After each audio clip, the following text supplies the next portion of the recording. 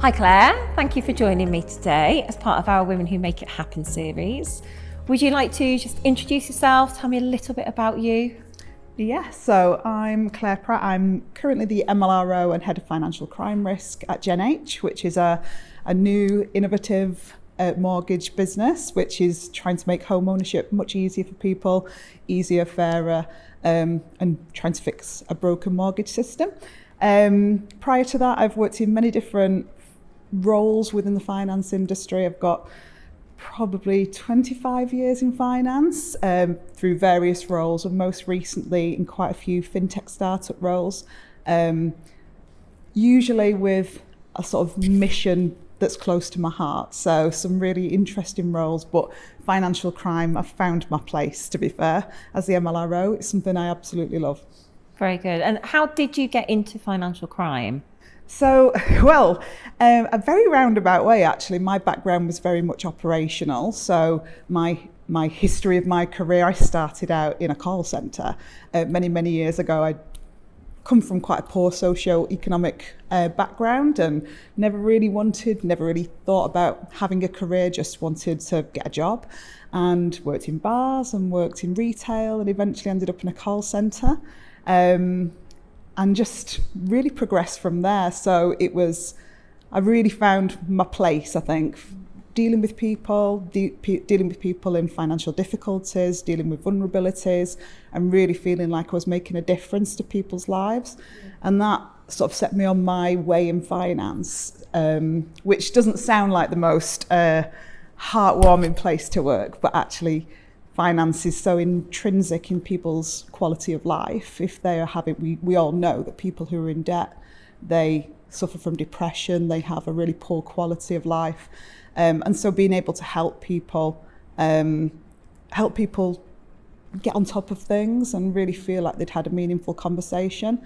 And from there, worked my way around in different roles within that organisation.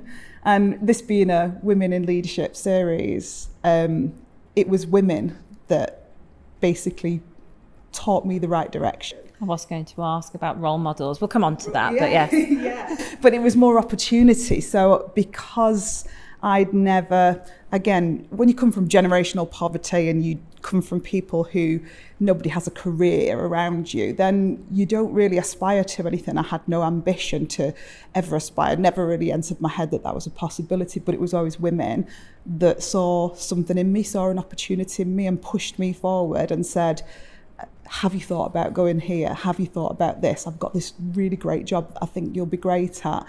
And so I ended up moving around a little bit, but Kathy Griffin, who I know is a lady that you're going to be interviewing for the series, she got me into compliance. She said, I want you to come and work for me. And I was like, absolutely not. I'll never go into compliance. It's really boring. And I'm operational at heart. And she sort of gradually taught me that you didn't have to be a certain way to be in that second line compliance role.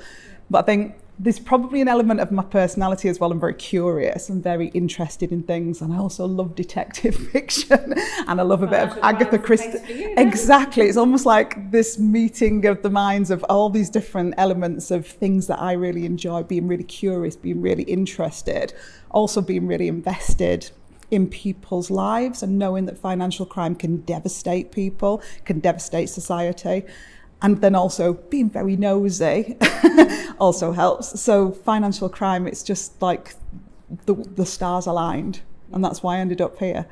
Very good. Well, I can certainly tell you're passionate about the topic, Claire. So just coming on to, it was women, you said, who really encouraged you and were an advocate for you. How did that help you to progress to where you are now, do you think? Just even the possibility of me moving to positions which I would never have considered, it would just never enter my thought process to apply for certain things, because again, going back to who your role models are as youngsters, I never had those role models. So having women give me opportunities, and it was always women, and every single step I made in my early career was a woman who said, So, for instance, I was doing a training role in the call centre. I eventually got into a training role. And Louise Schofield, who was the new head of operations, came in and she had to do the training. So she sat on my training course and she recognised something in me and said, I want you to come and work for me. You need to be in a strategic role in operations. And I'm like, oh my goodness, I don't even know what that means. And she absolutely taught me into it. Women recognised things in me and pushed me forward or elevated me to positions that I would never have considered in my early career. So it wasn't even an inspiration that these women were. They were the leverage to get me up the ladder. Yeah, very good. And I think talking about that leadership role, which you have been doing, and those ladies helped you, encouraged you to get to that stage. What is it about leadership that you enjoy and is important to you right now in your career? I think it was interesting, actually, really considering what I thought of the word leadership, because I know everyone's got a different definition of what they think that means. And I guess maybe the thing that people did see in me was that the elements of leadership in my early career, that I am very much a person who likes to understand things, who likes to know things, who grabs things and sees opportunities. And I think maybe that was leadership qualities that other people saw in me that I just thought, well, that's just me being very nosy or very interested or very positive. And other people were able to help me define that as a leadership quality in myself, that this is actually, it's great in terms of if you're trying to run a business to have people who come up with solutions and see opportunities and see problems but know how to fix them.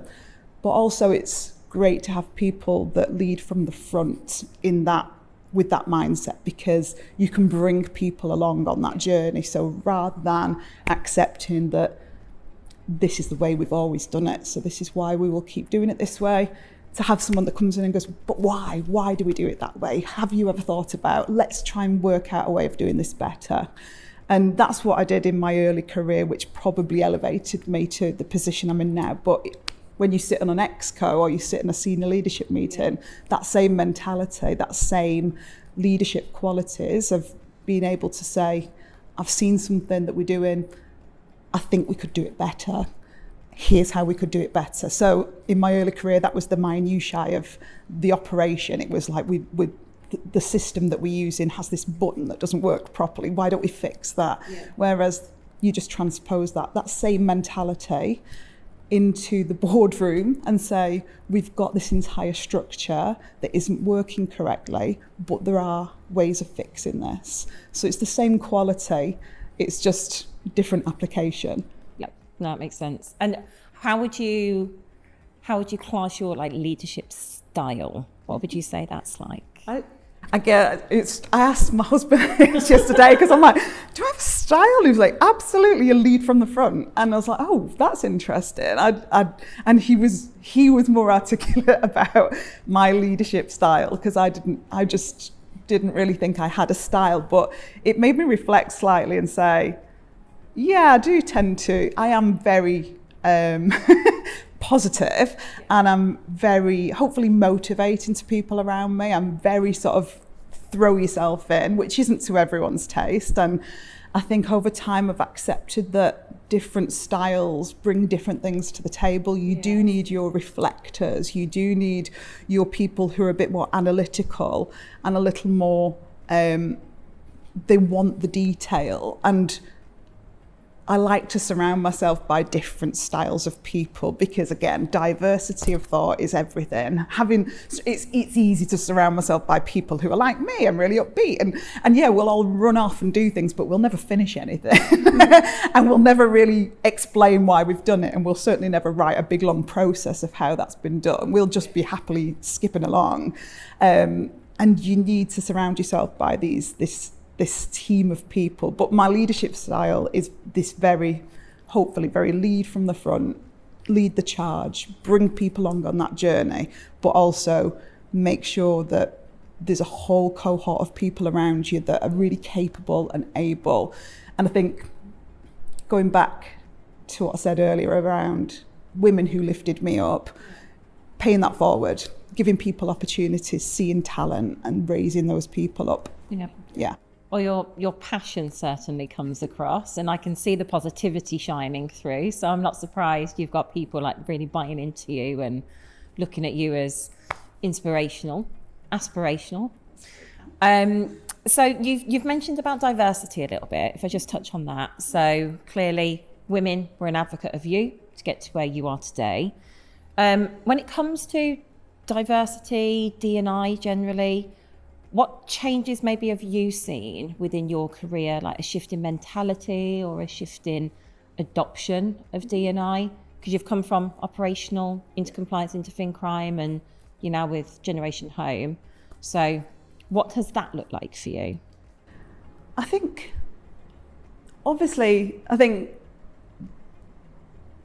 there's an awful lot now of companies wanting to do the right thing or wanting to be seen to do the right thing. So there's definitely been a shift in terms of people knowing that they have to have diverse teams. But I think the companies that have made the real difference and really embedded it are the people that recognize the benefits to it, not just ticking a box, but seeing that if you've got a product team that are trying to develop a new product and they all look the same and think the same, and they think, well, this product is great because it does everything I need, they're not considering outside of the box.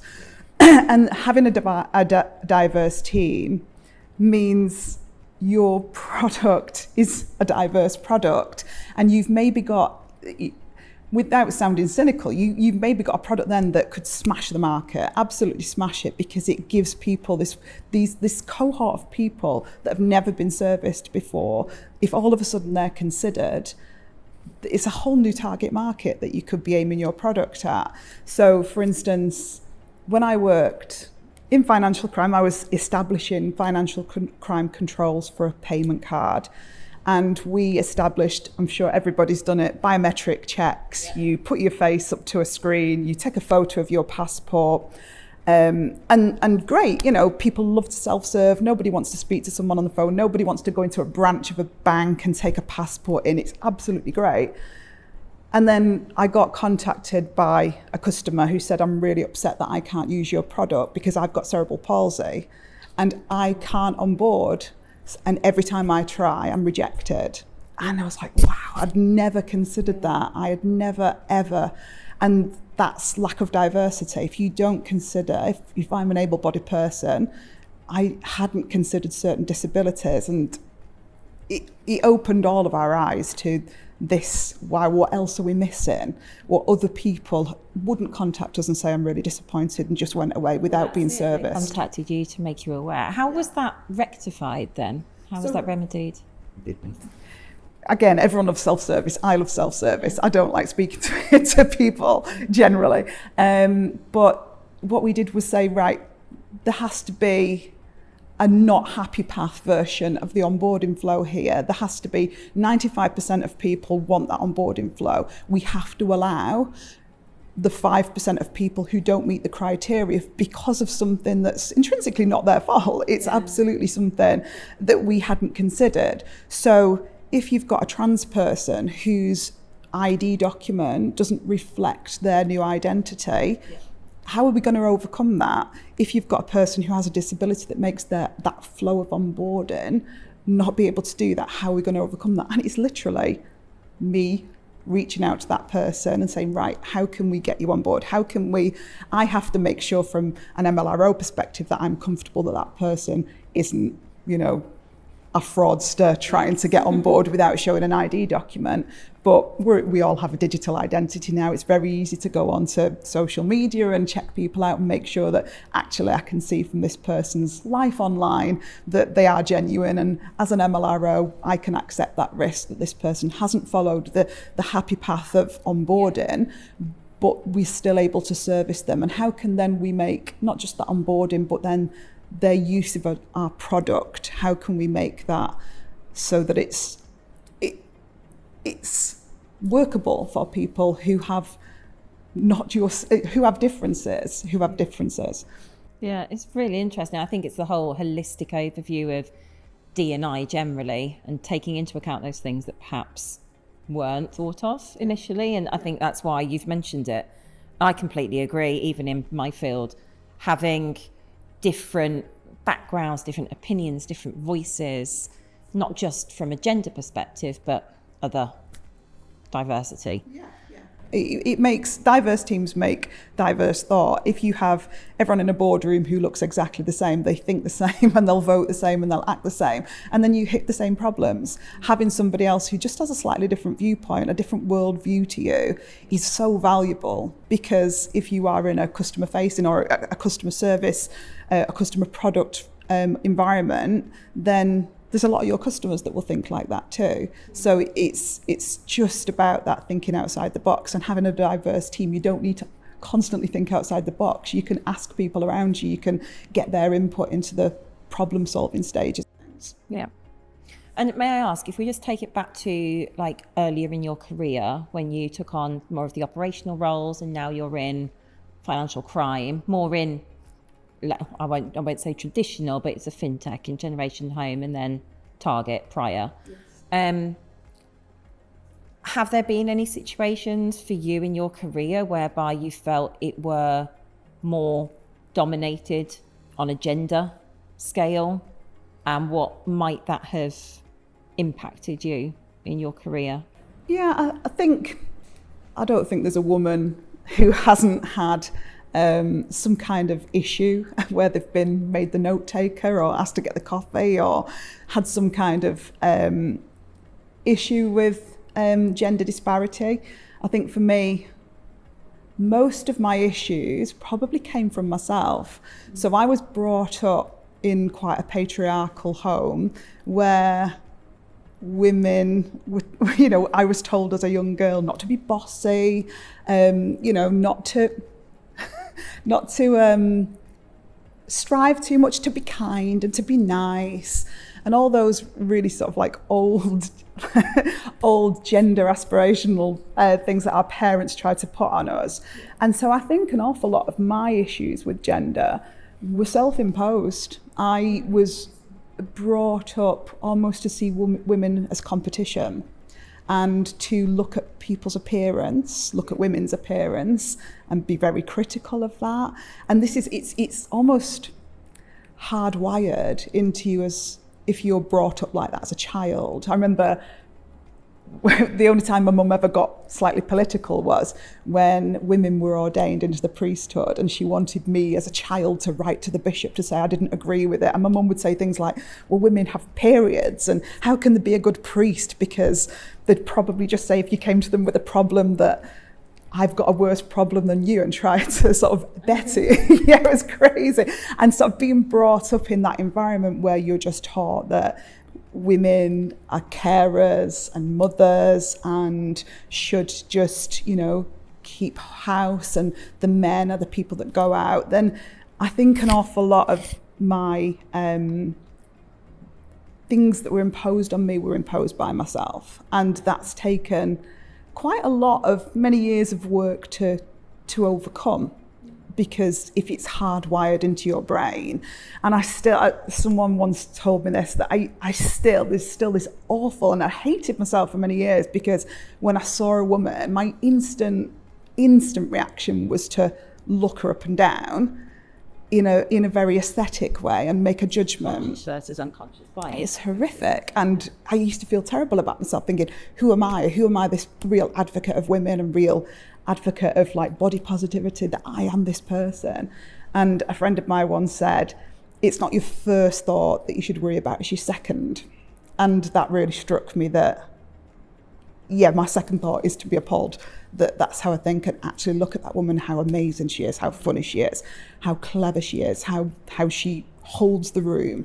And so always think about your second thought. Now it's really thought-provoking, Claire. And I think if we look at it from what advice would you give to your younger self perspective, what would you say now?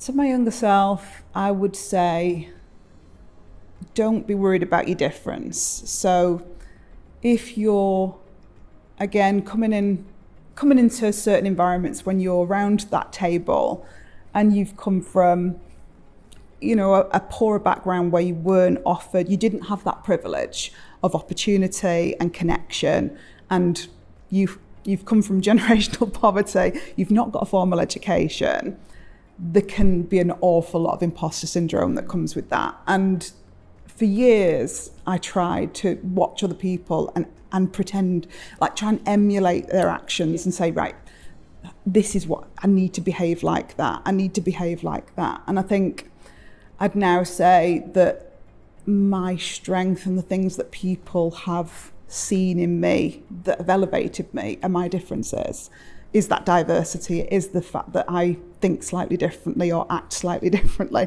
I might not be the most professional person at times. I might swear when I shouldn't swear. I might, you know, act a bit, I am very energetic. I don't need to feel that I have to be composed. I can be passionate, and that can be something that can be embraced. I get emotional. I get quite emotional talking. That all ties in with the passion that you have for your subject, so I get that.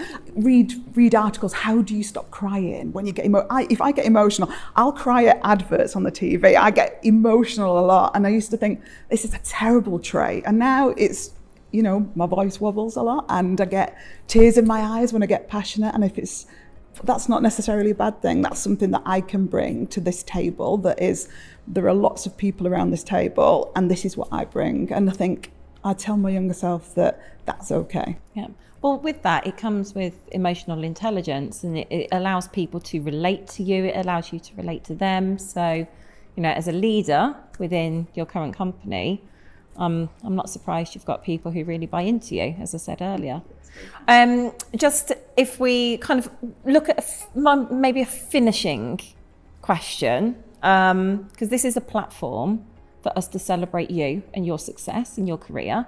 It's also an opportunity for, like you said, you like giving back. So what advice would you give to other younger female talent or younger talent generally for those wanting to explore the world of financial services? What would you think is the key piece of advice?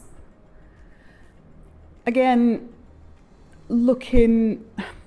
I think women today, young women today, they seem to have it so much more together than women of when I was young, in my generation. I think I'm really proud of that, and I'm really proud of where women have come. But an awful lot of that is ingrained, that passion and that positivity and that confidence is ingrained in a security, in a financial security and a societal security. And I think those amazing women going out there and being confident and not putting up with the shit that we put up with, I think those people do that with a backup of security and financial security and a sort of societal security. And I think there's a whole cohort of undertapped talent, which is people from poorer backgrounds who are carers, so they can't have an education, who don't have that generational wealth or generational support, that they just have to take whatever job comes to them. And we're missing that whole pool of talent, that pool of like the art of the possible from this whole group of people, usually women of colour, who just can't get out of that or feel like they can't get out of that. And I think if there's any inspiration that I could ever give, it would be to those women or those people in that circumstance that would say, yes, it's very difficult to be socially mobile. The difference between the poor and the rich in the country seems to be getting worse. The disparity in social classes seems to be getting worse, and it's harder for poorer people to try and find a way out of that. But if there is such a thing as a meritocracy. It doesn't feel like it sometimes, but if you get out, I'm not one for saying if you work hard you can achieve anything, because that's unrealistic for an awful lot of people. But if you put yourself out there and you be your authentic self and you take opportunities when they're offered to you, and I guess the flip side of that is to people who are now in a position of privilege and the ability to help those people is rise those people up, look out for that talent.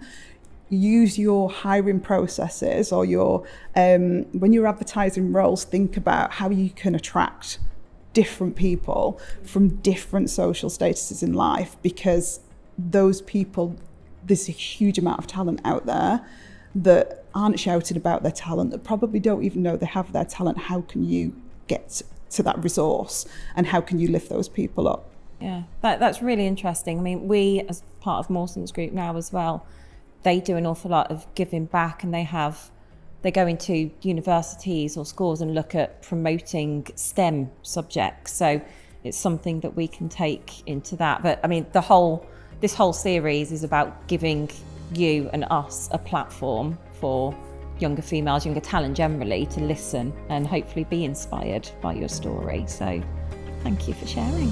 No, you're very welcome. It was a pleasure. Thank you.